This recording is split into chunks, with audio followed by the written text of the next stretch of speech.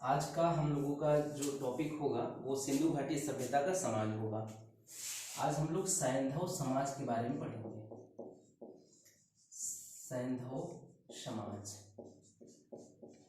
सैंधव समाज पढ़ने से पहले हम लोगों का इसके संदर्भ में सिंधु घाटी सभ्यता के संदर्भ में एक टॉपिक छूट गया था, वो था सिंधु घाटी सभ्यता का कालक्रम। तो आज हम लोग यहाँ पे सिंधु घाटी सभ्यता का कालक्रम,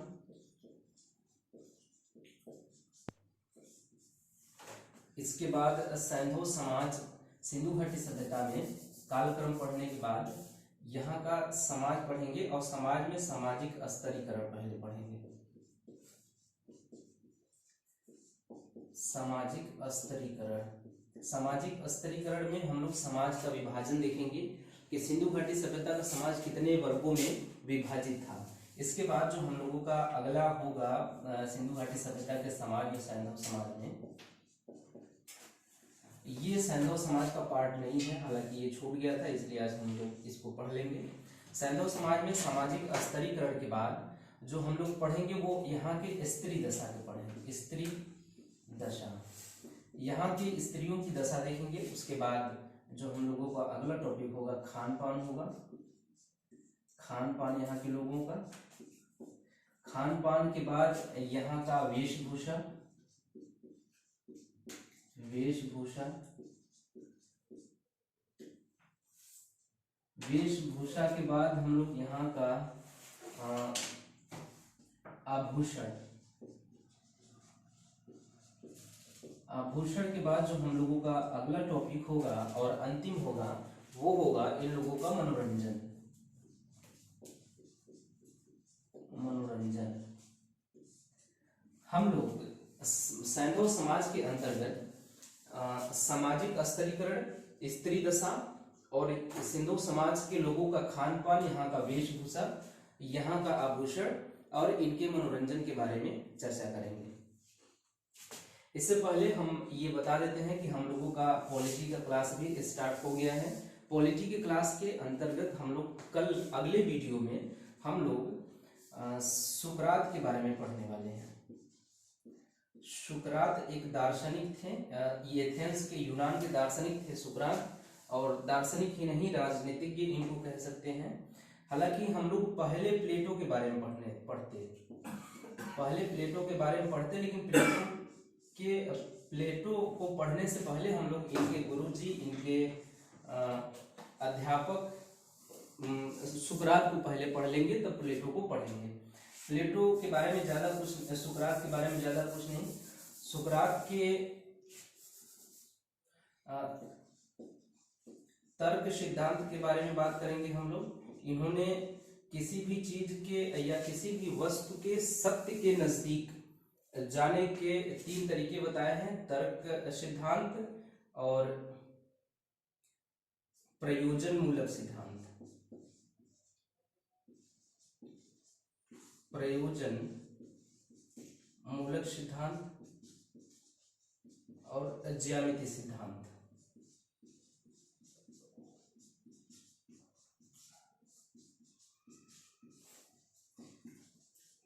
उनके प्रारंभिक जीवन के बारे में चर्चा करेंगे पहले, उसके बाद उनके इन तीनों विचारों के बारे में चर्चा करेंगे, उसके बाद और जो कुछ भी होगा उनके बारे में चर्चा करने लायक वो सब हम लोग कल के वीडियो में या अगले वीडियो में चर्चा करेंगे।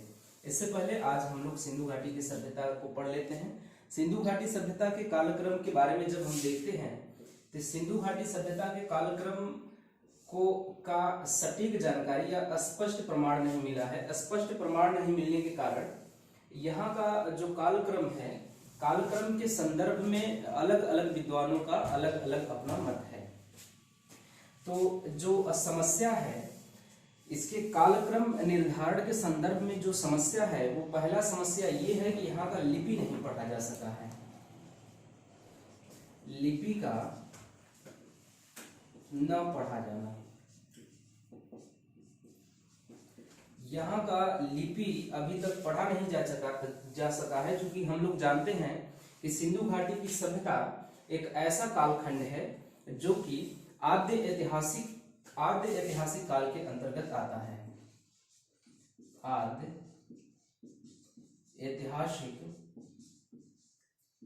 ऐतिहासिक काल के अंतर्गत आता है। और आद्य ऐतिहासिक का अर्थ होता है यहाँ पे लिखित साक्ष्य प्राप्त होते हैं और पुरातात्विक साक्ष्य दोनों प्राप्त होते हैं। पुरातात्विक और लिखित साक्ष्य भी प्राप्त होते हैं, लेकिन यहाँ पे लिखित साक्ष्य को पढ़ा नहीं जा सका है। जो आद्य ऐतिहासिक काल है, आद्य ऐतिहासिक काल के अंतर्गत जितने भी ऐतिहासिक कालखंड आते हैं उन सभी कालखंडों में हमें पुरातात्विक साक्ष्य और लिखित साक्ष्य दोनों प्राप्त होते हैं, लेकिन आज तक विद्वानों द्वारा लिखित साक्ष्यों को अभी तक पढ़ा नहीं जा सका है। और इस कारण सिंधु घाटी सभ्यता के तिथि क्रम या काल क्रम के बारे में पूर्ण रूप से स्पष्ट जानकारी हमें प्राप्त नहीं होती है। इसलिए अलग अलग विद्वानों का अलग अलग अपना मत है कि सिंधु घाटी सभ्यता कब से कब तक अस्तित्व में रही। तो लिपि का न पढ़ा जाना एक सबसे बड़ा कारण है कि सिंधु घाटी सभ्यता के कालक्रम ही नहीं बल्कि ये जो इसके बाद जो अगला कारण है लिपि का न पढ़ा जाना, इसके बाद जो अगला कारण है लंबवत क्षैतिज या लंबवत क्षैतिज उत्खनन।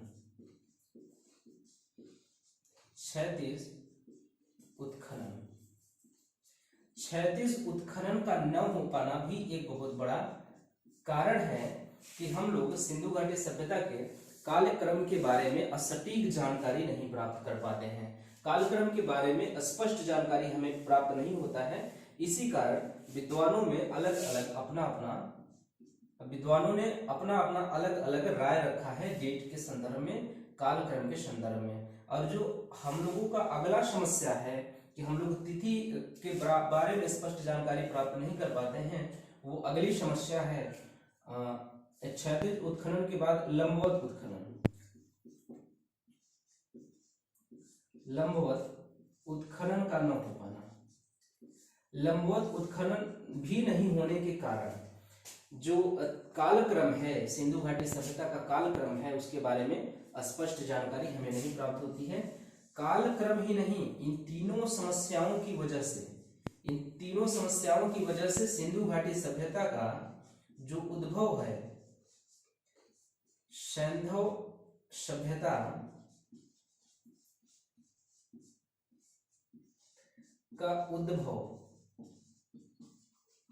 सैंधव सभ्यता के उद्भव के बारे में भी जितने विचार अलग अलग आए हैं कि सिंधु घाटी सभ्यता का विकास मेसोपोटामिया के लोगों ने किया या सिंधु घाटी सभ्यता का विकास ईरानी बलूचिस्तानी सभ्यता से हुआ या सिंधु घाटी सभ्यता का विकास सोती संस्कृति से हुआ। ईरानी बलूचिस्तानी या मेसोपोटामियाई या सोती संस्कृति से इस सभ्यता के विकास को जो लोग बताते हैं, अलग अलग विद्वानों की अपना एक गुट है, अपना मंडली है जो अलग अलग बताते हैं कि सिंधु घाटी सभ्यता का विकास कहाँ के लोगों ने किया।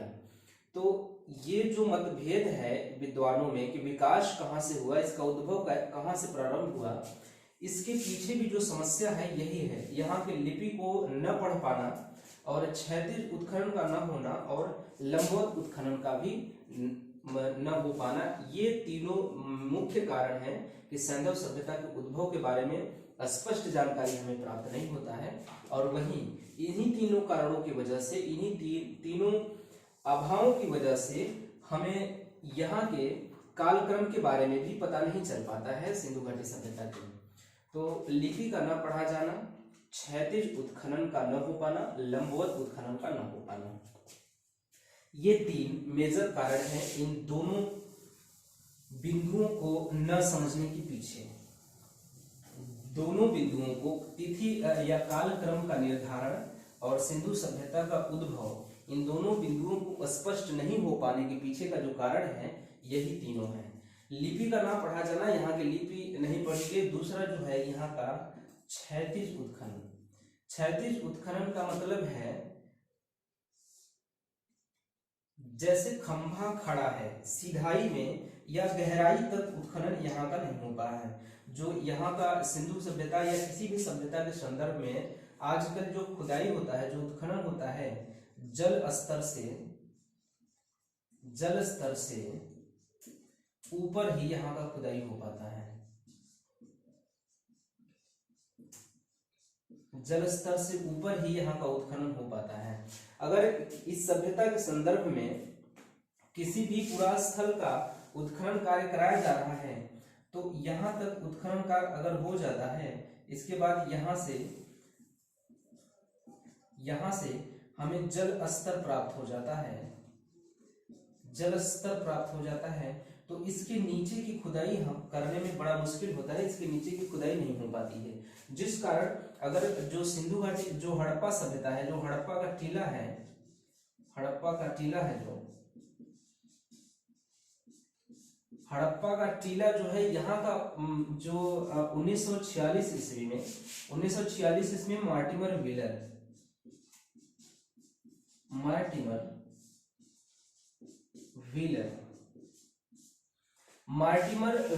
ने 1946 में यहाँ के टीले का अध्ययन किया। मार्टिमर व्हीलर ने यहाँ के टीले का अध्ययन किया और इस अध्ययन के आधार पर ये कहा कि जो हड़प्पा है, ये हड़प्पा, इसका जो विकास क्रम के अंतर्गत जो पहला सीढ़ी आता है वो ग्रामीण सभ्यता का होना चाहिए। ग्रामीण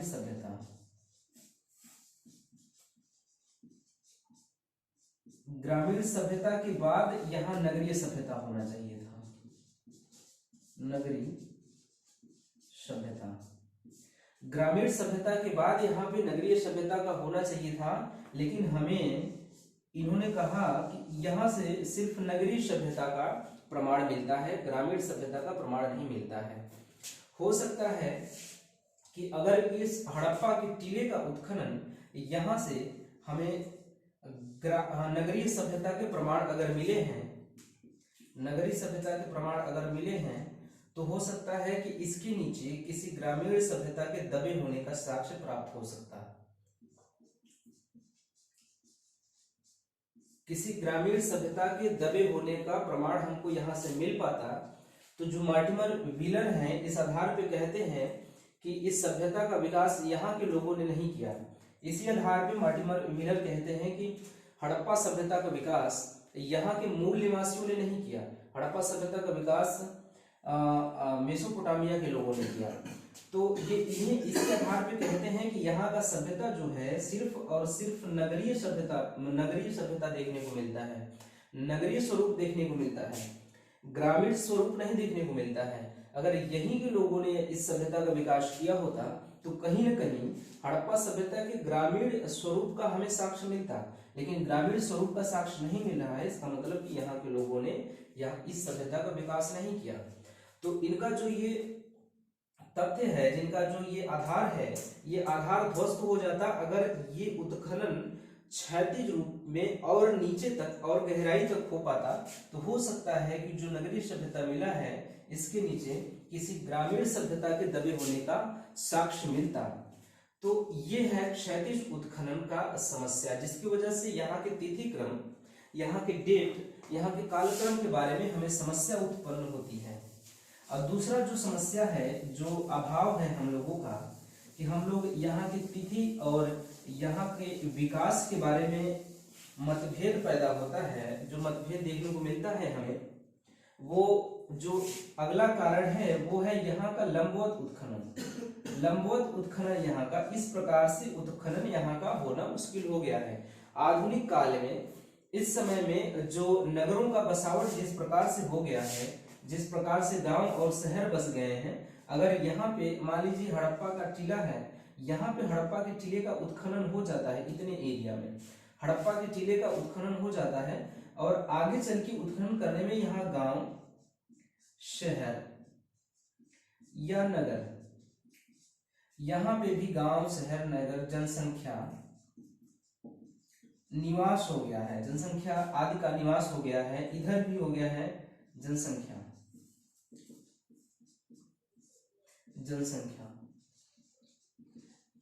इस तरह से जब जनसंख्या, यहाँ जनसंख्या का निवास है, चारों तरफ जनसंख्या का निवास है, और जो ये हड़प्पा का टीला है इसका उत्खनन सिर्फ इस क्षेत्र तक ही सीमित रह जाएगा। जो हड़प्पा जो टीला है हड़प्पा का, उसका जो उत्खनन है वो सिर्फ इसी क्षेत्र तक ही सीमित रह जाएगा। अन्य क्षेत्रों में इसका उत्खनन करना मुश्किल हो जाएगा, क्योंकि गांवों, शहरों, नगरों का विकास हो गया है, यहाँ पे जनसंख्या का निवास हो गया है। जनसंख्या का निवास होने की वजह से उत्खनन यहाँ पे बाधित हो जाता है। किसी दबी हुई या किसी मरी हुई सभ्यता को हम लोग ढूंढने के लिए, किसी जिंदा सभ्यता को, इस जनसंख्या आदि को हम लोग दूर यहाँ से नहीं हटा सकते। इसलिए हम लोग जो क्षैतिज उत्खनन है, ऐसे उत्खनन में हमें समस्या उत्पन्न हो रही है, जिस कारण हम यहाँ के कालक्रम के बारे में स्पष्ट जानकारी हमें प्राप्त नहीं होता है। तो स्पष्ट जानकारी हमें प्राप्त नहीं होने की वजह से जो कालक्रम है यहाँ का, इसके संदर्भ में अनेक विद्वानों का अलग अलग अपना मत है। इस कालक्रम के संदर्भ में जो हम लोगों ने पहले देखा, वो देखा कि कालक्रम के संदर्भ में, कालक्रम के संदर्भ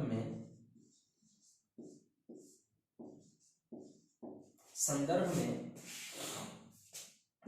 हमें स्पष्ट जानकारी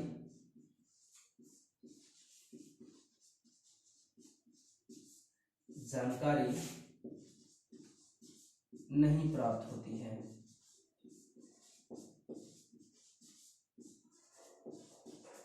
क्योंकि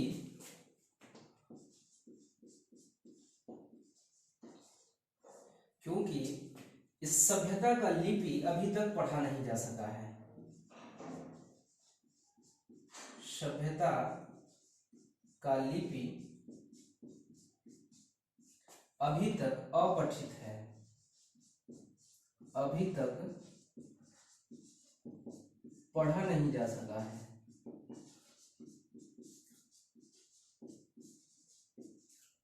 और जो दूसरी समस्या है जो हम लोगों ने देखा अभी, वो है कि इसका क्षैतिज उत्खनन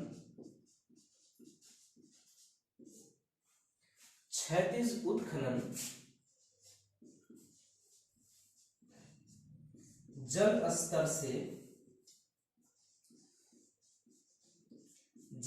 से ऊपर तक ही हो पाता है, ऊपर तक ही हो पाता है। और जो तीसरी समस्या है हम लोगों ने अभी देखा, वो है लंबवत उत्खनन।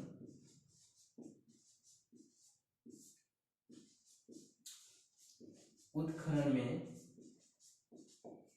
समस्या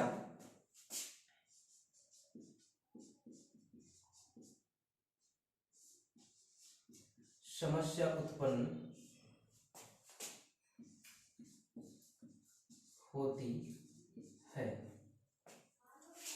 लंबवत उत्खनन में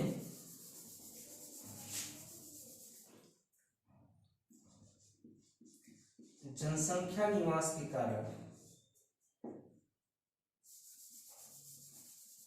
लंबवत उत्खनन में पूरा स्थलों के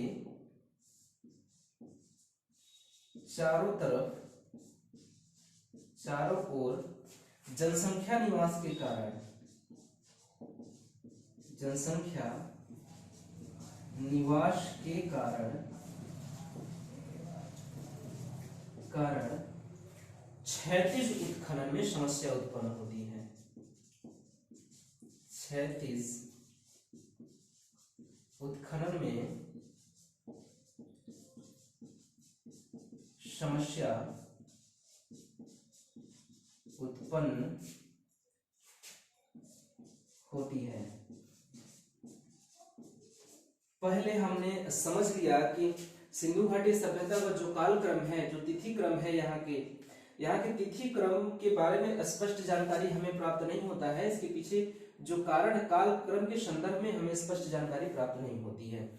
इस बात को पहले हमने समझ लिया। उसके बाद अब हम लोग नोट डाउन कर लेते हैं इस बात को कि कालक्रम के संदर्भ में हमें स्पष्ट जानकारी प्राप्त नहीं होती है, क्योंकि इस सभ्यता का लिपि अभी तक पढ़ा नहीं जा सका है। और दूसरी जो समस्या है, उत्खनन जो है, क्षैतिज उत्खनन इसका जल स्तर से ऊपर तक ही हो पाता है। और तीसरा समस्या जो है इसका वो ये है कि लंबवत उत्खनन में पुरास्थलों के चारों ओर जनसंख्या निवास के कारण क्षैतिज उत्खनन में भी, लंबवत उत्खनन में भी, लंबवत उत्खनन में पुरास्थलों के चारों ओर जनसंख्या निवास के कारण समस्या उत्पन्न होती है। क्षैतिज उत्खनन में हम लोग नीचे गहराई तक उत्खनन नहीं कर सकते हैं, किसी भी पुरास्थल का गहराई तक उत्खनन नहीं कर पाते हैं, क्योंकि जो उत्खनन है, उत्खनन के दौरान जल स्तर से ऊपर तक ही हम लोग उत्खनन कर पाते हैं उस पुरास्थल का।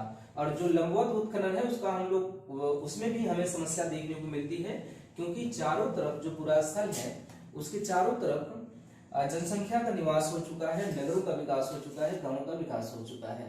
तो हम लोग मरी हुई, दबी हुई सभ्यता के बारे में जानकारी प्राप्त करने के लिए किसी जीवित सभ्यता को समस्या में नहीं डाल सकते हैं, इसलिए लंबवत उत्खनन भी नहीं हो पाता, जिस कारण इसका जो कालक्रम है वो संदेह में घिरा हुआ है, संदेह की परिधि से घिरा हुआ है इसका जो कालक्रम है, जो तिथिक्रम है।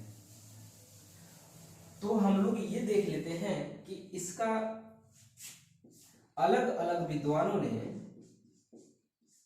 अलग अलग विद्वानों द्वारा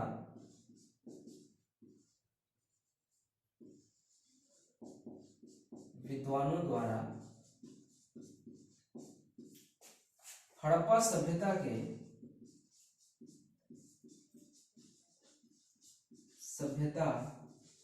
का कालक्रम अलग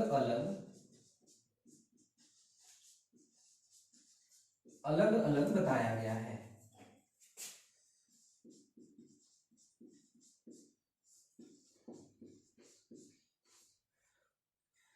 तो हम लोग अब देख लेते हैं कौन कौन से विद्वान इसका डेट, इसका तिथि क्या क्या बताते हैं।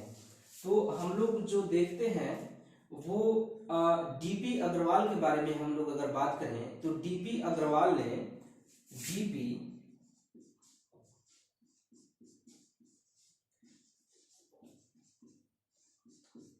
डीपी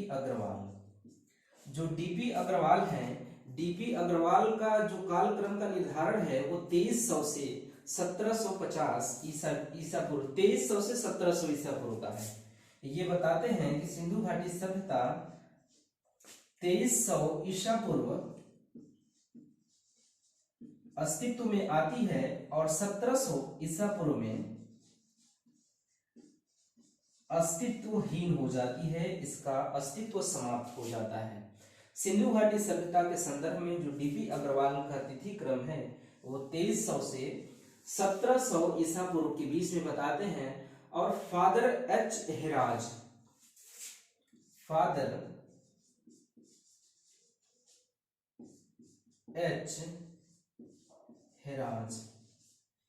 इन्होंने इस सभ्यता का जो डेट बताया है वो 6000 ईसा पूर्व बताया है। फादर एच हेराज का जो तिथि है वो 6000 ईसा पूर्व है और मार्शल 3250 से 2750 ईस्वी बताते हैं। जॉन मार्शल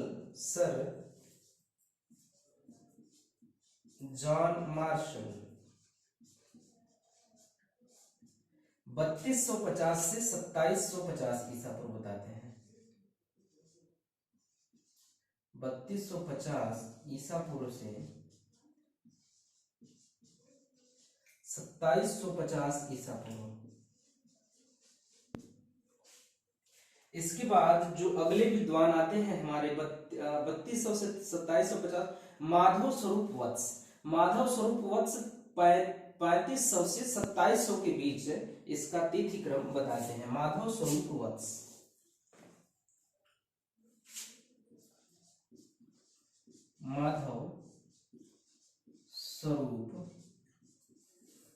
वत्स 3500 से 2700 के बीच इनका काल बताते हैं। 3500 से 2700 बीसी, 3500 से 2700 बीसी के बीच में माधव स्वरूप वत्स बताते हैं। और इसके बाद मैके महोदय 2800 से 2500 के बीच में इसका कालक्रम बताते हैं। 2800 से 25,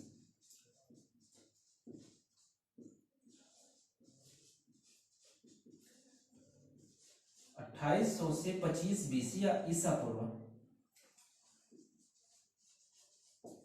25 बीसी या ईसा पूर्व इसका तिथि क्रम बताते हैं, ईसा पूर्व। इसके बाद जो अगले हमारे विद्वान हैं, जो इतिहासकार हैं, वो है मार्टिमर व्हीलर। मार्टिमर व्हीलर बताते हैं कि जो सिंधु घाटी की सभ्यता है 2500 ईसा पूर्व से 1500 ईसा पूर्व के बीच में रही। 2500 ईसा पूर्व से 1500 ईसा पूर्व, मार्टिमर व्हीलर 2500 से 1500 ईसा पूर्व। उसके बाद अगला जो हमारा आता है वो कार्बन डेटिंग के संदर्भ में। जो कार्बन डेटिंग है या रेडियो कार्बन है, इससे पता चलता है कि 2350 से 1750 के बीच में इस सभ्यता का डेट रहा है। रेडियो कार्बन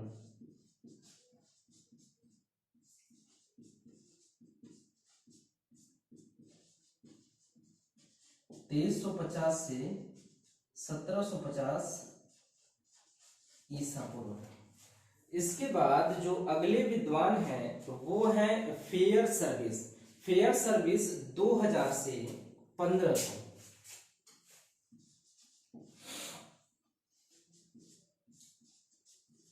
फेयर सर्विस 2000 से 1500 ईसा पूर्व। ये हैं हमारे कुछ विद्वान, ये बताते हैं कि जो सिंधु घाटी सभ्यता का जो डेट है वो कितना रहा होगा।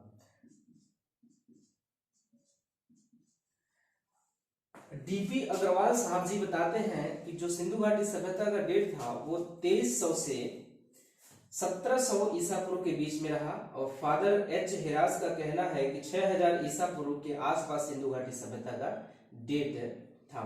सर जॉन मार्शल का जो कहना है वो कहते हैं कि 3250 से 1750 ईसा पूर्व तक इसका टाइम पीरियड था। माधव स्वरूप वो वत्स बताते हैं कि 3500 से 2700 ईसा पूर्व के बीच में ये सभ्यता रही। मैके 2800 से 2500 ईसा पूर्व, मार्टिमर व्हीलर 2500 से 1500 ईसा पूर्व। रेडियो कार्बन विधि से पता चलता है कि ये सभ्यता 2350 से 1750 ईसा पूर्व के बीच रही। उसके बाद फेयर सर्विस बताते हैं कि 2000 से 1500 ईसा पूर्व के आसपास ये सभ्यता 1500 ईसा पूर्व के बीच 2000 से 1500 ईसा पूर्व के बीच ये सभ्यता रही, अस्तित्व में रही। अर्थात 2000 ईस्वी में 2000 ईसा पूर्व में ये अस्तित्व में आता है और 1500 ईस्वी में अस्तित्व विहीन हो, ईसा पूर्व में अस्तित्व विहीन होता है और 1500 ईसा पूर्व से वैदिक काल प्रारंभ हो जाता है। ये रहा सिंधु सभ्यता के काल के बारे में। अब हम सिंधु घाटी सभ्यता के समाज के बारे में आते हैं, देखते हैं। सिंधु घाटी सभ्यता का जो समाज है, समाज के हम स्तरीकरण के बारे में बात करें या समाज के स्तरीकरण से तात्पर्य है इसका समाज का वर्गीकरण। समाज का वर्गीकरण, समाज का वर्गीकरण जो है वो सर जॉन मार्शल और मर्टिमर wheeler, John Marshall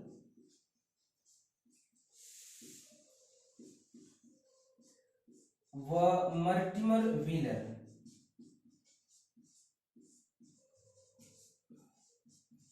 John Marshall और मर्टिमर व्हीलर का कहना है, इनके अनुसार, मर्टिमर व्हीलर के अनुसार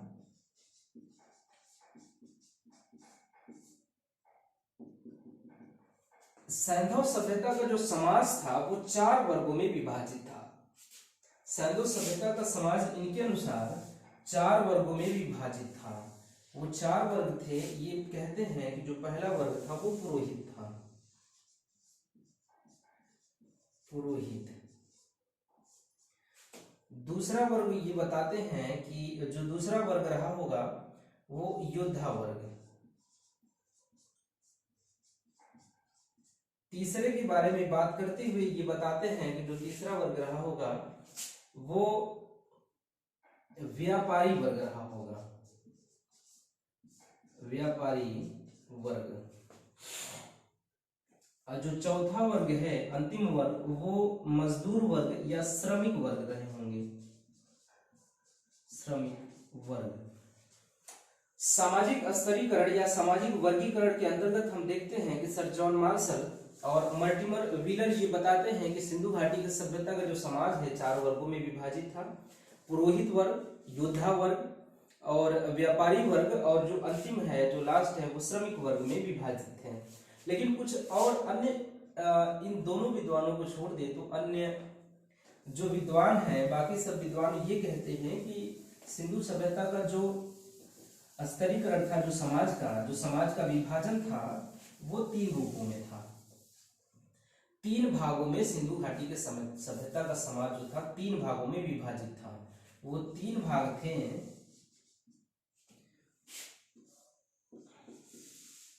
उच्च वर्ग, मध्यम वर्ग और निम्न वर्ग।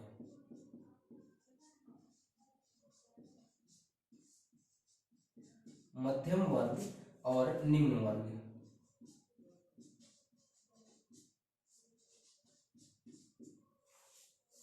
उच्च वर्ग के अंतर्गत ये बताते हैं कि संभवतः उच्च वर्ग में पुरोहित वर्ग रहे होंगे। पुरोहित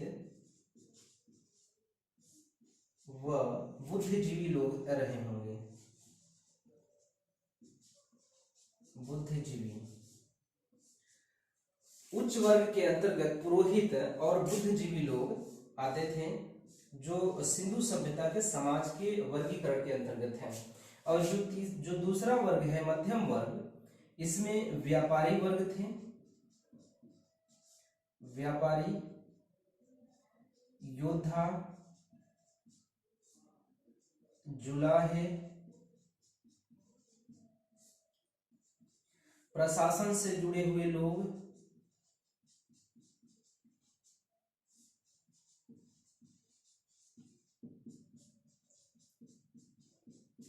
कृषक, व्यापारी, योद्धा, जुलाहे, प्रशासन से जुड़े लोग, कृषक, कारीगर,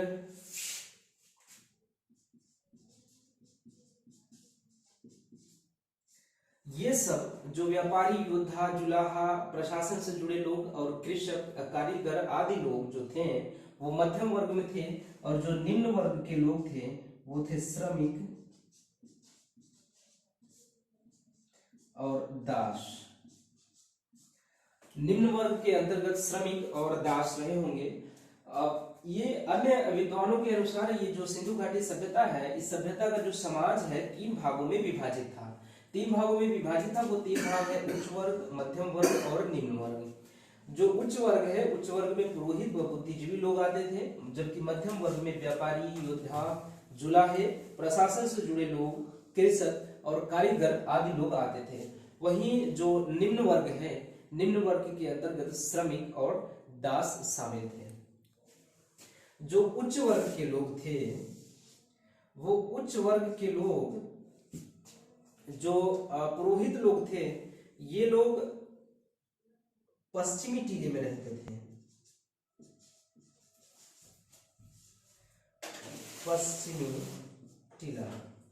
पश्चिमी टीला में ये लोग रहते थे, और जिसे दुर्ग या गढ़ी क्षेत्र भी कहा जाता है।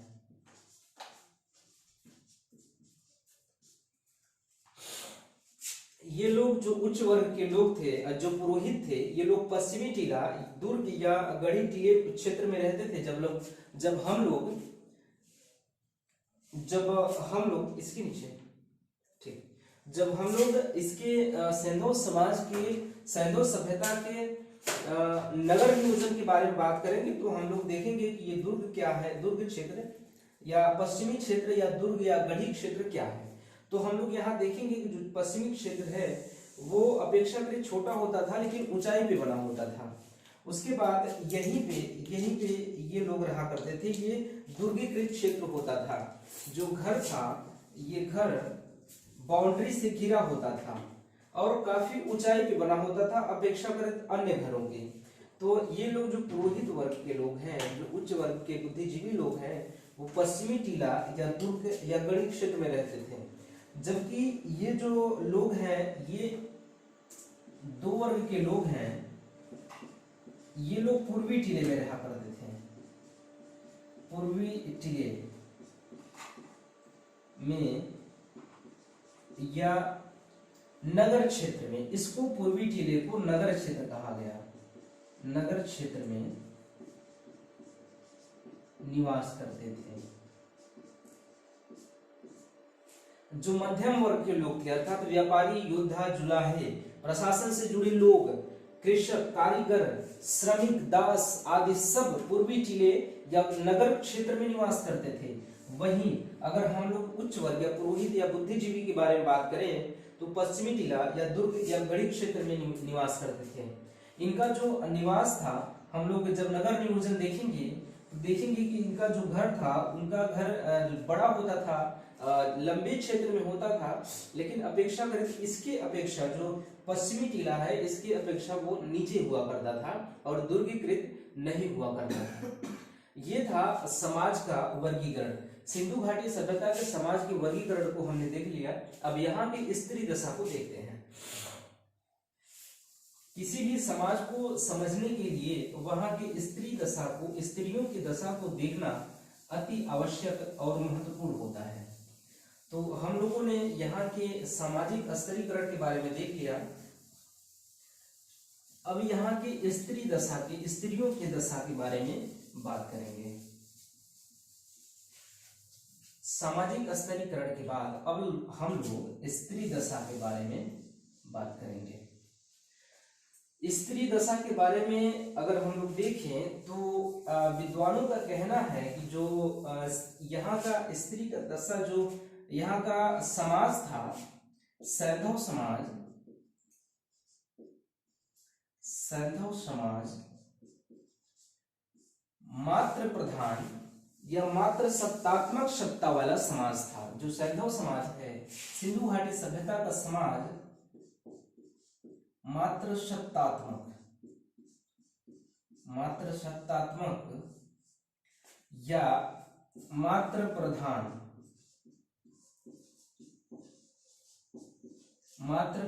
समाज था।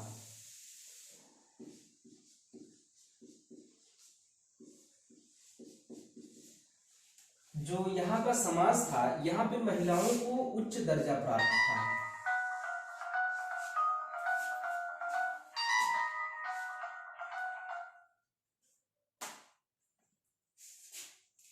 मात्र सत्तात्मक सत्ता, यहाँ का मात्र सत्तात्मक सत्ता, यहाँ का मात्र सत्तात्मक समाज था। माता, यहाँ पे महिलाओं को उच्च दर्जा प्राप्त था। जैसे आज के समाज में, हमारे घर में जो निर्णय होता है, जो महत्वपूर्ण निर्णय होते हैं, महत्वपूर्ण निर्णय लेने का अधिकार यहाँ पे हमारे समाज में वो पुरुषों के हाथ में होता है। पुरुषों के हाथ में होता है। लेकिन जो सिंधु घाटी सभ्यता का समाज था, यहाँ पे जो महत्वपूर्ण निर्णय लेना था, इसके बाद और भी जो अन्य कार्य जो आज पुरुष के हाथ में होता है, वो जो कार्य था वो सब कुछ सिंधु घाटी सभ्यता के अंतर्गत वो महिलाओं के हाथ में था। और ये इसलिए जो विद्वान हैं, जो इतिहासकार हैं, वो सिंधु घाटी सभ्यता को मात्र सत्तात्मक समाज के रूप में देखते हैं, मात्र प्रधान के रूप में देखते हैं। मात्र प्रधान था, ऐसा क्यों लोग कहते हैं, ऐसा विद्वान लोग ऐसा क्यों कहते हैं? क्योंकि क्योंकि सैंधव सभ्यता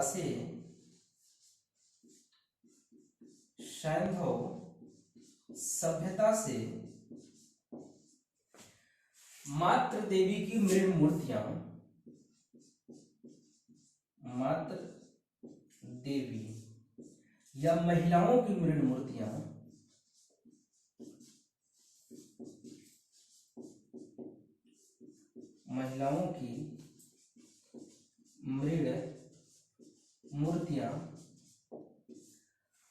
अपेक्षाकृत अधिक संख्या में मिली हैं। अपेक्षाकृत अधिक संख्या में मिली हैं।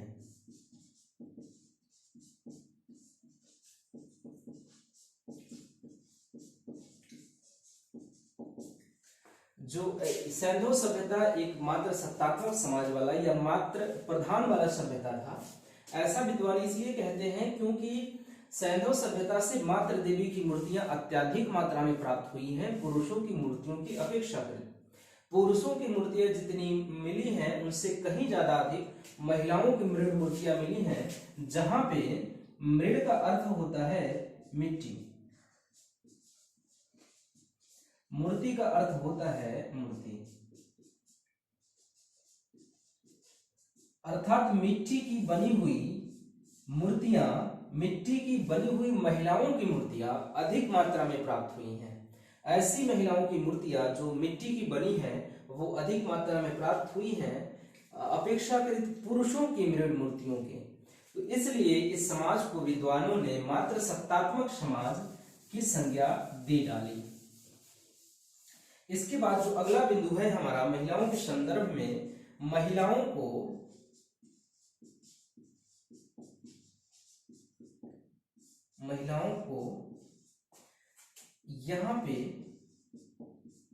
यहां पर उर्वरक की शक्ति, उर्वरक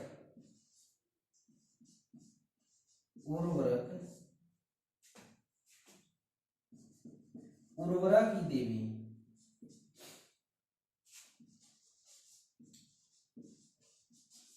देवी या शक्ति की देवी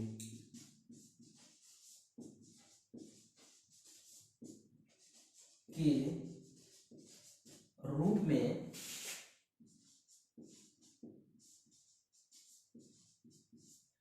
स्वीकार किया जाता था। यहाँ की महिलाओं को यहाँ पर उर्वरा की देवी या शक्ति की देवी के रूप में स्वीकार किया जाता था।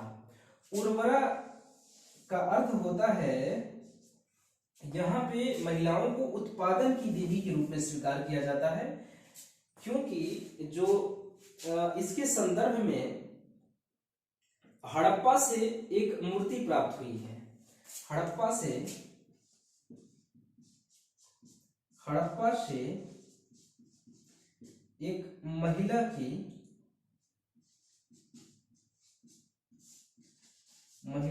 मूर्ति प्राप्त हुई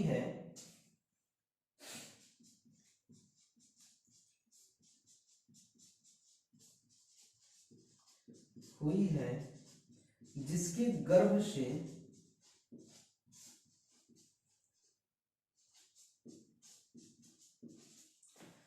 पौधा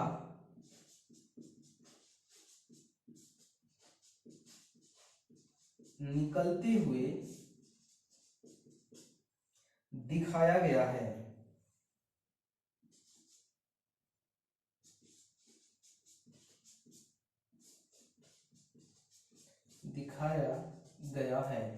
यहाँ पे जो महिलाओं की स्थिति है, हम देखते हैं कि यहाँ पे महिलाओं को उर्वरा की देवी या शक्ति की देवी कहा जाता है।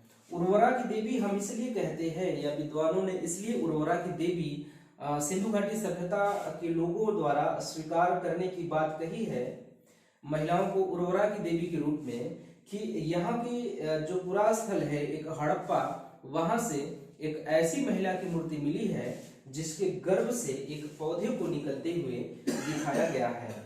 तो हड़प्पा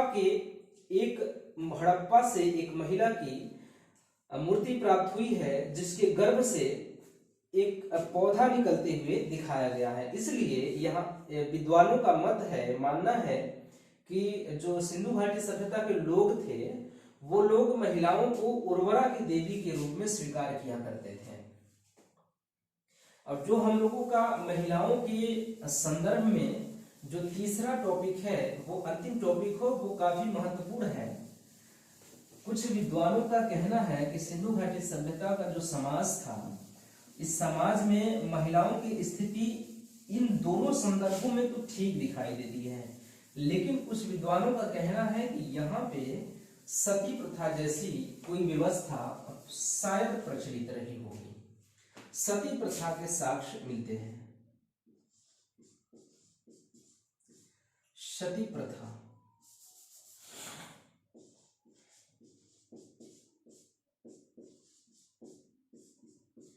सती प्रथा के साक्ष्य मिलते हैं। एक स्थल है, वो है लोथल। लोथल और एक स्थल है, ये है कालीबंगा।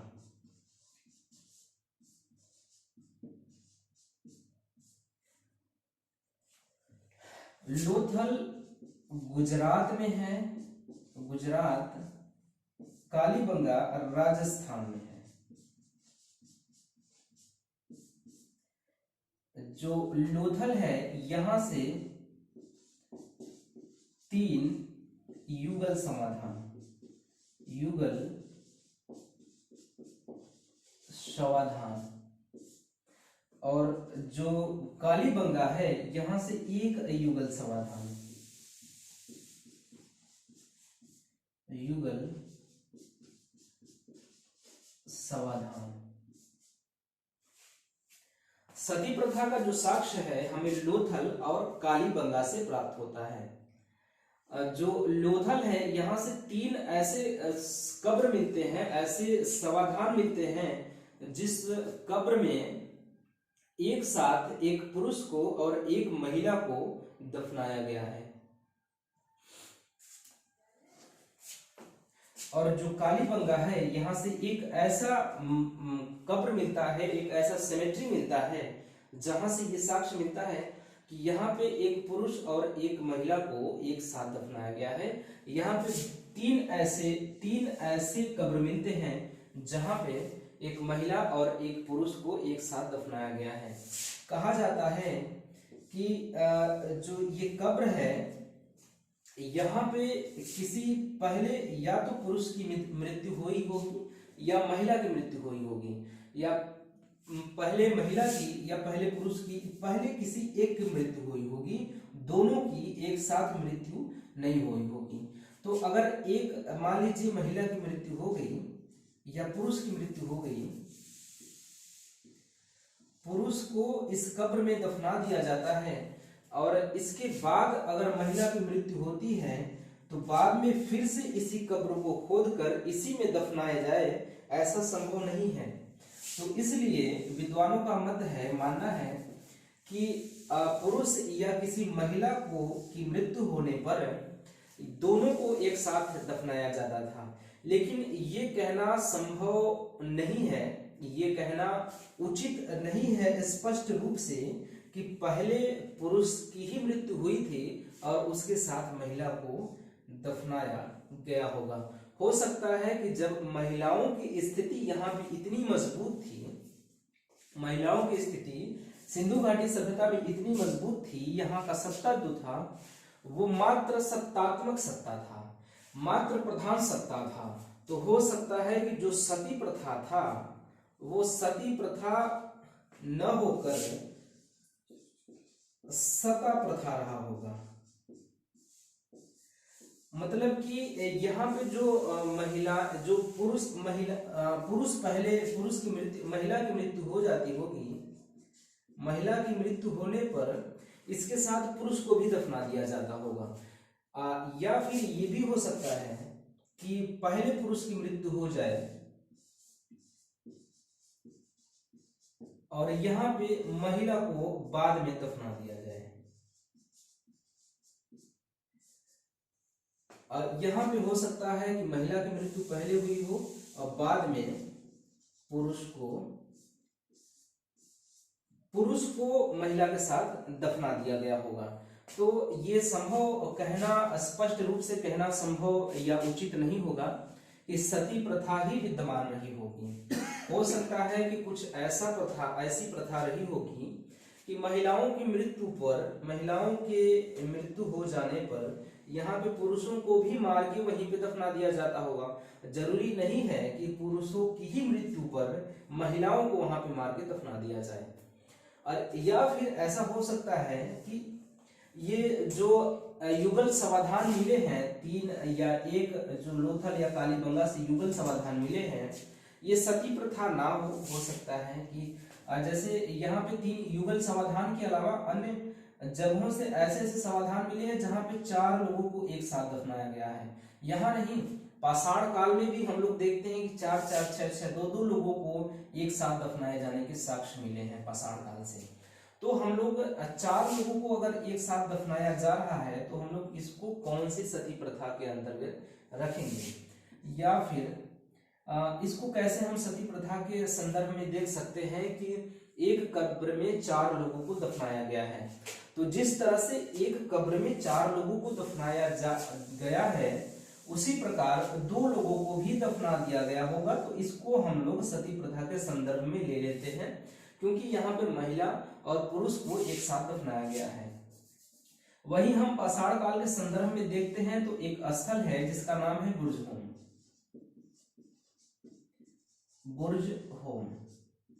बुर्ज होम में हम लोग देखते हैं कि मानव के साथ कुत्ते दफनाए जाने के साक्ष्य मिले हैं। बुर्ज होम के अलावा हम लोग अगर रोपड़ की बात करें, जो ये तो मान लीजिए कि उससे हड़प्पा सभ्यता, उससे पाषाण काल से संबंधित है, लेकिन जो रोपड़ है, रोपड़ सिंधु घाटी सभ्यता का एक पूरा स्थल है। यहां से मानव के साथ बकरी को दफनाए जाने का साक्ष्य मिला है। मानव के साथ बकरी को दफनाए जाने के साक्ष्य मिले हैं।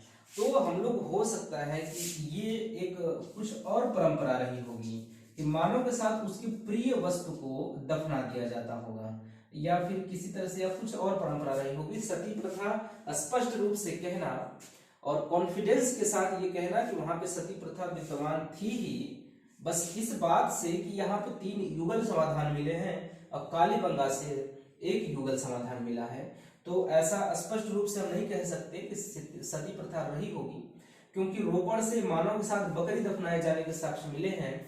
तो हम इसको कौन सी सती प्रथा कह सकते हैं? बकरी दफनाए जाने के साक्ष्य मिले हैं। बुर्ज होम से भी कुत्ते के दफनाए जाने के साक्ष्य मिले हैं। तो ये सती प्रथा निश्चित रूप से थी, स्पष्ट रूप से थी, हम लोग ये नहीं कह सकते। लेकिन विद्वानों का मानना है कि जो ये 2 स्थल है, 2 स्थलों से ऐसे युगल समाधान प्राप्त हुए हैं। तो इसके आधार पे विद्वान मानते हैं कि सती प्रथा हो सकता है विद्यमान रही होगी सिंधु सभ्यता में। और अगर सती प्रथा निश्चित रूप से रही होती तो और स्थलों से भी मिलता, और स्थलों से प्रमाण मिल सकता था सती प्रथा का, अधिक और स्थलों से भी प्रमाण मिल सकता था। लेकिन अन्य स्थलों से, यही 2 स्थल है जो लोथल और कालीबंगा से सती प्रथा के प्रमाण मिलते हैं। अगर सती प्रथा सचमुच में सिंधु घाटी सभ्यता में स्पष्ट रूप से विद्यमान रही होती तो अन्य स्थलों से भी मिल सकता था, लेकिन जरूरी नहीं है कि अन्य स्थलों से भी मिले। अधिक उत्खनन नहीं होने के कारण ये भी संदिग्ध अवस्था में है ये विचारधारा कि सती प्रथा हो सकता है रही होगी, और अन्य स्थलों से इसलिए नहीं मिला कि अन्य स्थलों का ढेर सारे स्थलों की खुदाई नहीं हो पाई है, जिस कारण और स्थलों के बारे में हमें जानकारी प्राप्त नहीं होती है। तो जो सती प्रथा का कॉन्सेप्ट है सिंधु घाटी सभ्यता के संदर्भ में, वो स्पष्ट रूप से हम नहीं कह सकते हैं, क्योंकि ढेर सारी ऐसी जो अवधारणाएं हैं, जो तथ्य हैं, वो इस तथ्य को, सती प्रथा मौजूद होने के तथ्य को खारिज करते हैं। क्योंकि बुर्ज होम या रोपड़ से मानव साथ बकरी दफनाए जाने के साक्ष्य मिले हैं, और यहाँ पे 3 युगल समाधान के अलावा और ऐसे समाधान मिले हैं जहाँ 4 लोग 3 लोग एक साथ दफनाए गए हैं। तो वो कैसी सती प्रथा रही होगी? तो सती प्रथा के अलावा कुछ और अन्य जो नियम कानून है वहां पे विद्यमान रहा होगा, हो सकता है। और दूसरी बात ये है कि जब यहाँ पे महिलाओं की स्थिति इतनी मजबूत थी, ये एक मात्र सत्तात्मक सत्ता था, तो सती प्रथा के मौजूद होने का यहाँ पे चांस बड़ा कम हो जाता है, मौका यहाँ पे सती प्रथा के होने का चांस बहुत ही कम हो जाता है, क्योंकि ये एक मात्र सत्तात्मक सत्ता थी, महिला प्रधान सत्ता था। तो इसलिए महिलाओं के लिए ऐसी प्रथा विद्यमान रही होगी, महिलाओं ने अपने लिए ऐसी प्रथा बना दी होंगी, ऐसा संभव नहीं है। तो कुछ कहा नहीं जा सकता, हो सकता है विद्वान रही भी होगी और नहीं रही होगी, लेकिन विद्वानों का यही मत है कि संभवतः यहाँ पे सती प्रथा विद्यमान रही होगी। ये था वहां पे महिलाओं की स्थिति। सिंधु घाटी सभ्यता के संदर्भ में महिलाओं की स्थिति को हम लोगों ने देखा। अब हम लोग देखते हैं यहाँ का खान पान। सिंधु घाटी सभ्यता का जो खान पान है, हम लोग खान पान के बारे में बात करते हैं। खान पान,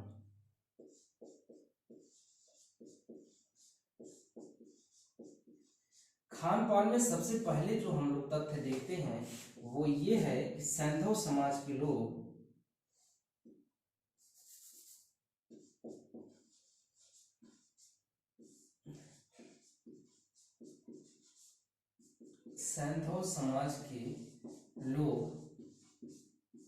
शाकाहारी और मांसाहारी दोनों प्रकार के थे।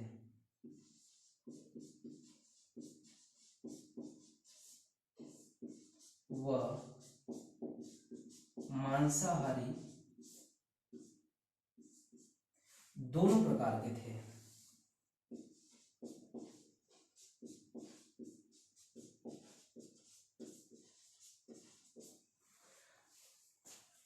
सैंधव समाज के लोग शाकाहारी भी थे, मांसाहारी भी थे। यहां से सिंधु सभ्यता के लोग जौ, गेहूं,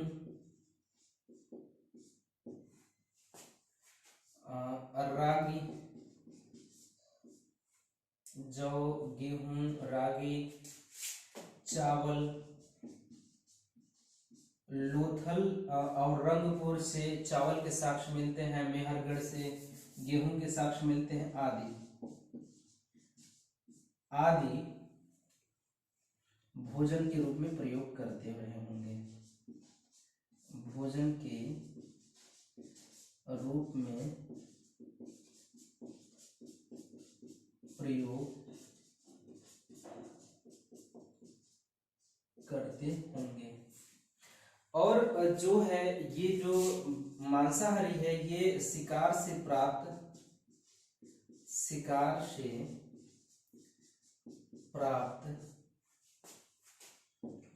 और पशुपालन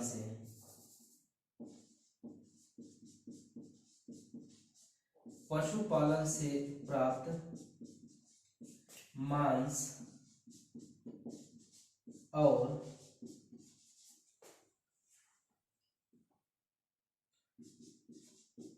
नदियों से प्राप्त मछली का भी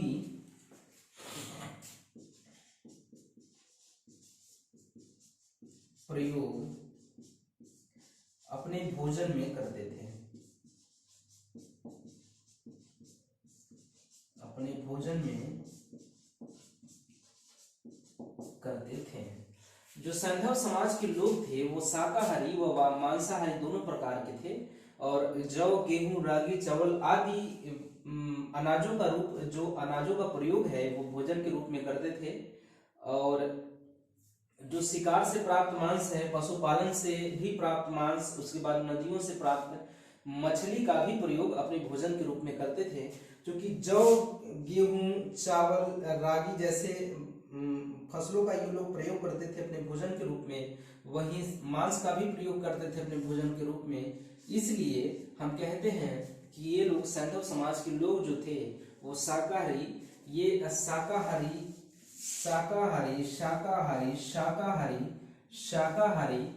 उसके बाद मांसाहारी और मांसाहारी। तो शाकाहारी और मांसाहारी दोनों प्रकार के लोग यहाँ पे रहते थे। तो ये हो गया उन लोगों का खान पान, और शाकाहारी थे कि मांसाहारी थे ये हम लोगों ने देख लिया। अब हम लोगों का जो अगला बिंदु है सिंधु घाटी सभ्यता के समाज के संदर्भ में, वो है यहाँ के लोगों का वेशभूषा। ये लोग पहनते क्या थे? सिंधु समाज का जो वेशभूषा है, वेशभूषा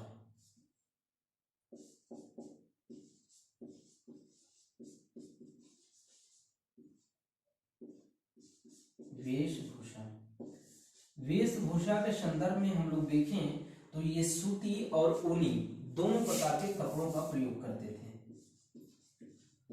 सूती और ऊनी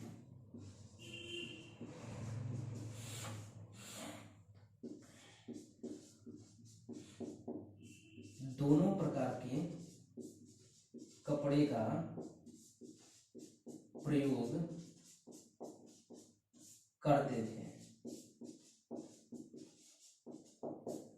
ये लोग सूती और ऊनी दोनों प्रकार के कपड़ों का प्रयोग करते थे, और जो सूती कपड़े होते थे इसमें सादे कपड़े भी होते थे और कढ़ाईदार कपड़े भी होते थे। सादा और कढ़ाईदार। सादे कपड़े भी होते थे। यहाँ पे ये सिंधु घाटी सभ्यता के लोगों द्वारा सादा कपड़ा का भी प्रयोग किया जाता था और कढ़ाईदार कपड़े का भी प्रयोग ये लोग करते थे। मोहनजोदड़ो से कढ़ाईदार कपड़े के जो साक्ष्य मिले हैं, वो जो सिंधु घाटी सभ्यता से मोहनजोदड़ो से एक मूर्ति मिली है। मोहनजोदड़ो से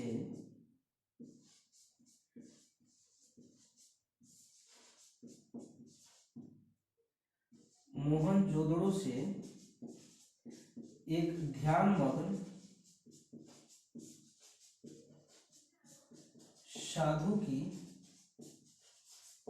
साधु की मूर्ति प्राप्त हुई है।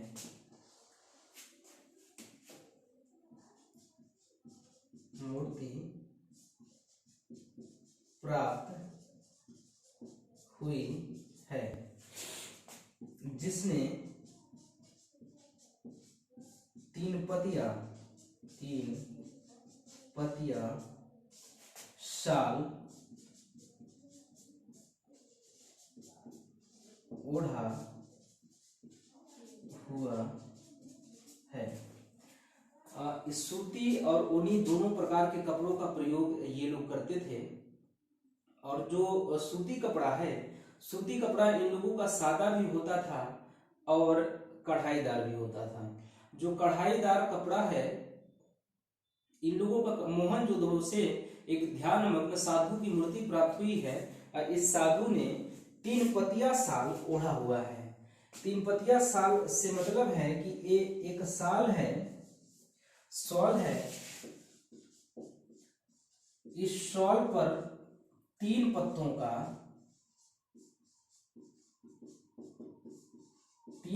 का कढ़ाई किया गया है। इस प्रकार से कढ़ाई किया गया है कि उस पे 3 पत्ते बनाए गए हैं। वो एक ऐसा शाल है सूती का जो कि उस शाल पे 3 पत्ते बनाए गए हैं।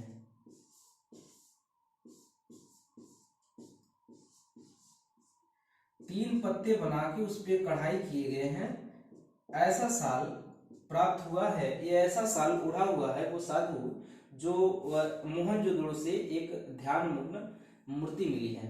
एक ऐसा मूर्ति मिला है जिसमें एक साधु ध्यान की अवस्था में बैठा हुआ है और वो साधु 3 पतिया शाल ओढ़ा हुआ है जो कि सूती का है। और 3 पतिया का अर्थ हमने देखा, 3 पतिया शाल का मतलब है उस शाल पे 3 पत्ते बना के कढ़ाई किया गया है। तो हमने देखा कि ये लोग ऊनी और सूती दोनों प्रकार के कपड़ों का प्रयोग करते थे। और सूती कपड़ों में या ऊनी कपड़ों में भी ये लोग कढ़ाई का काम करते रहे होंगे, लेकिन अधिक प्रमाण प्राप्त न होने की वजह से इस संदर्भ में भी जो जानकारी है वो आधी अधूरी प्राप्त होती है।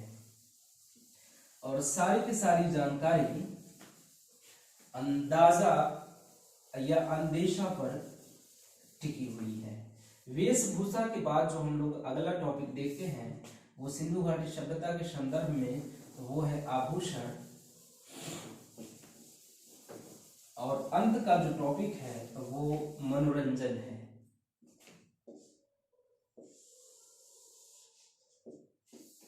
आभूषण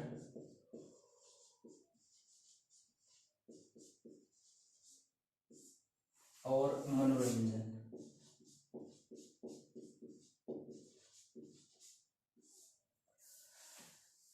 मोहनजोदड़ो से, हड़प्पा से श्रृंगारदान, हड़प्पा से श्रृंगारदान व एक बोतल से,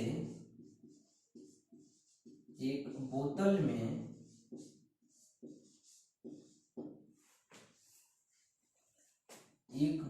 में काजल के साक्ष्य मिले हैं।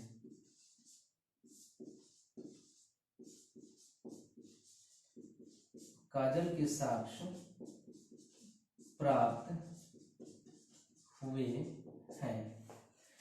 जो हड़प्पा है, हड़प्पा से श्रृंगारदान व एक बोतल में काजल के साक्ष्य मिले हैं। वहीं मोहनजोदड़ो से चांदी की अंडाकार चूड़ियां प्राप्त हुई हैं।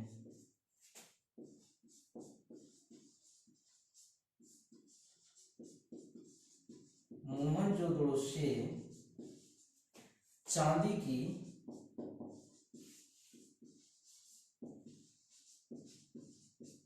अंडाकार चूड़ियां प्राप्त हुई हैं।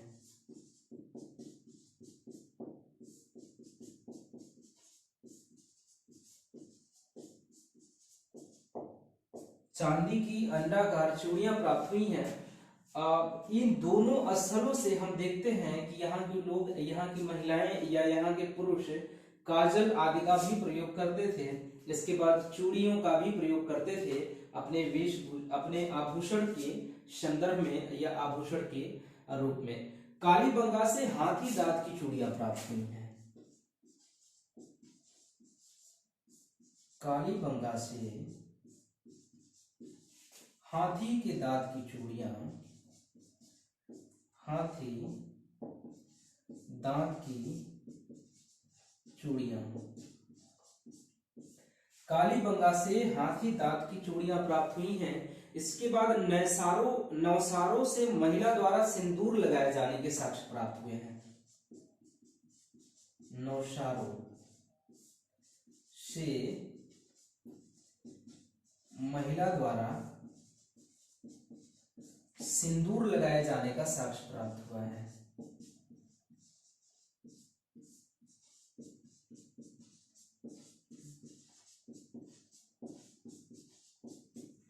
सिंदूर लगाए जाने का साक्ष्य प्राप्त हुआ है। नवसारों से महिला द्वारा सिंदूर लगाए जाने का साक्ष्य प्राप्त हुआ है। और चन्हुदड़ों से लिपस्टिक व अंजन सालिका, चन्हुदड़ों से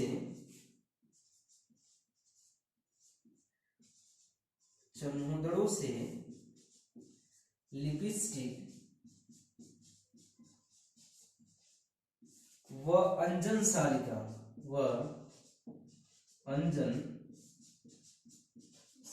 सालिका प्राप्त हुआ है।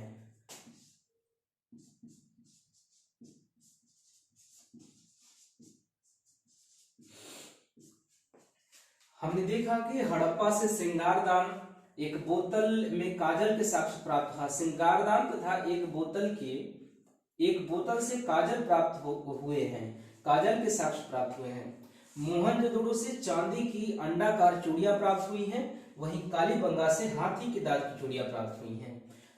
नवसारो नामक पूरा स्थल से महिला द्वारा सिंदूर लगाए जाने के साक्ष्य मिले हैं। और चन्हुदड़ों से लिपस्टिक व अंजन सालिका के साक्ष्य मिले हैं। जहां अंजन सालिका का अर्थ होता है काजल लगाने वाली तीली, काजल लगाने वाली तीली। इसके बाद जो अगला साक्ष्य हमें प्राप्त होता है वो चन्हूदड़ों के अलावा ये हम यहाँ के देखते हैं कि यहाँ पे जो अमीर लोग थे, जो छठवां बिंदु है हम लोगों का, वो हम देखते हैं कि जो यहाँ के अमीर लोग थे वो सोना चांदी माणिक्य सोना चांदी माणिक्य हाथी दांत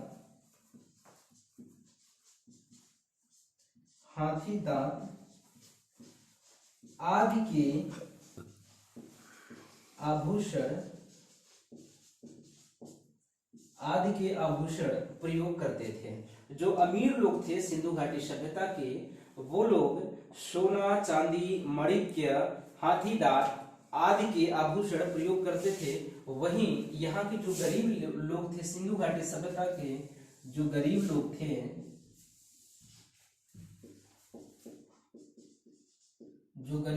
थे, वो मिट्टी, वो शंख, शीप व मिट्टी आदि के आभूषण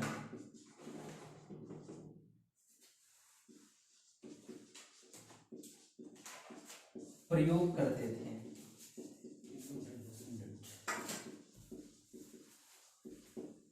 आभूषण प्रयोग करते थे। जो यहाँ के जो सिंधु घाटी सभ्यता के समाज में जो अमीर लोग थे, वो सोना चांदी माणिक्य हाथी दांत आदि जैसे महत्वपूर्ण या कीमती धातुओं के आभूषण प्रयोग करते थे। वहीं जो गरीब लोग थे यहाँ के, वो लोग शंख, सीप व मिट्टी आदि के आभूषण का प्रयोग करते थे।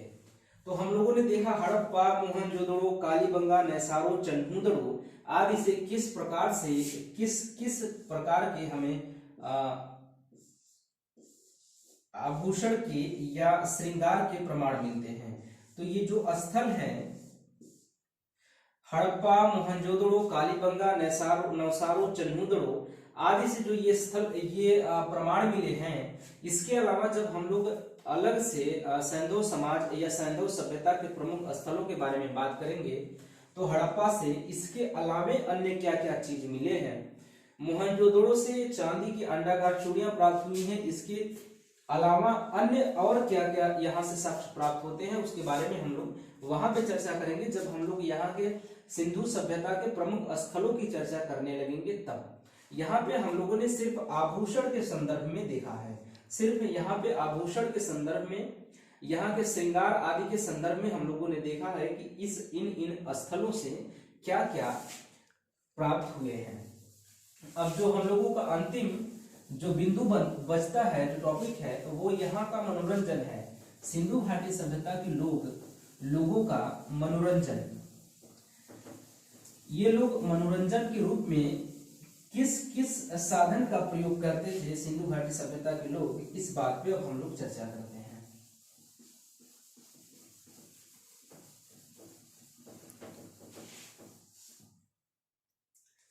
इनका जो सिंधु घाटी सभ्यता का जो था मनोरंजन,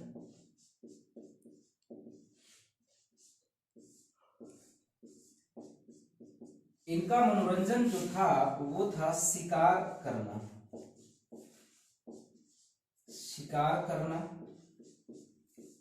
मछली पकड़ना,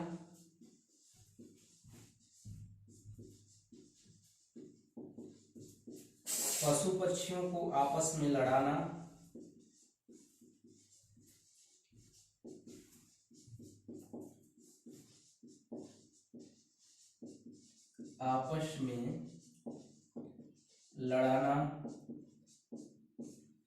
इसके बाद जो सैंधव पुरास्थलों से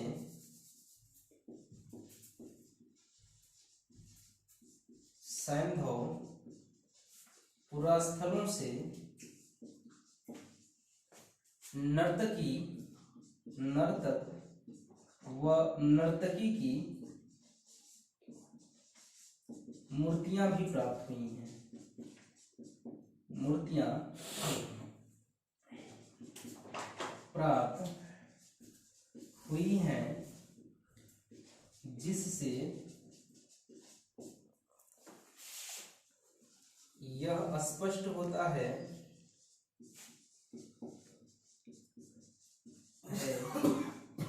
कि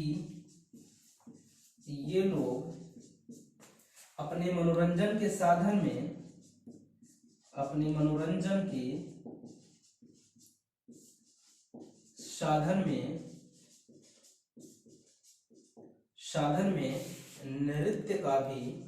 नृत्य का भी प्रयोग करते थे। हम लोग देखें कि शिकार करना, मछली पकड़ना और पशु पक्षियों को आपस में लड़ाना यहाँ का जो मनोरंजन था इसमें शामिल था। वहीं यहाँ के जो सिंधु घाटी सभ्यता है, यहाँ के पुरा स्थलों से हमें अनेक प्रकार के नर्तक व नर्तकियों की मूर्तियां प्राप्त होती हैं। तो इससे यह बात स्पष्ट होता है या हम अंदाजा लगा पाते हैं कि जो सिंधु घाटी सभ्यता के समाज के लोग थे, सिंधु समाज के लोग थे, वो लोग अपने मनोरंजन के रूप में नृत्य का भी प्रयोग करते थे। वहीं यहाँ से ढेर सारे खिलौने प्राप्त होते हैं। सैंधव पुरा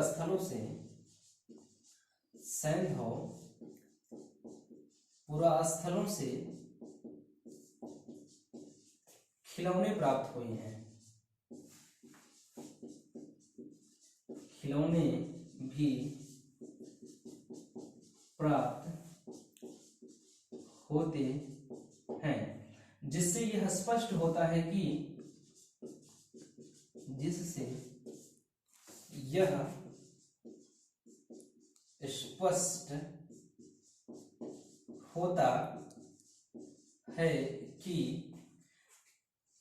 बच्चों के मनोरंजन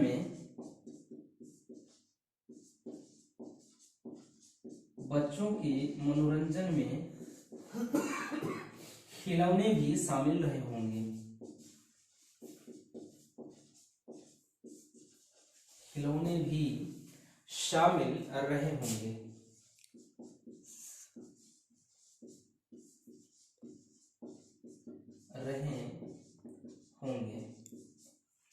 इसके बाद धौलावीरा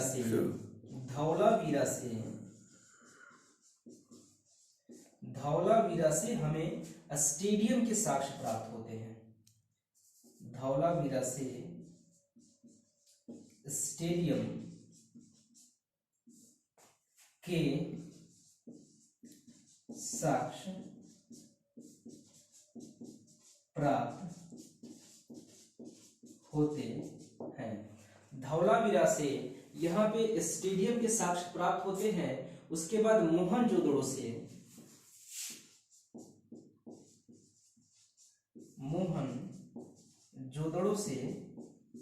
यहाँ पे शतरंज खेले जाने के साक्ष्य प्राप्त होते हैं। मोहनजोदड़ो से शतरंज के साक्ष्य मिलते हैं। इसके अलावा ढोल व मजीरा बजाना भी इनके मनोरंजन के साधन में शामिल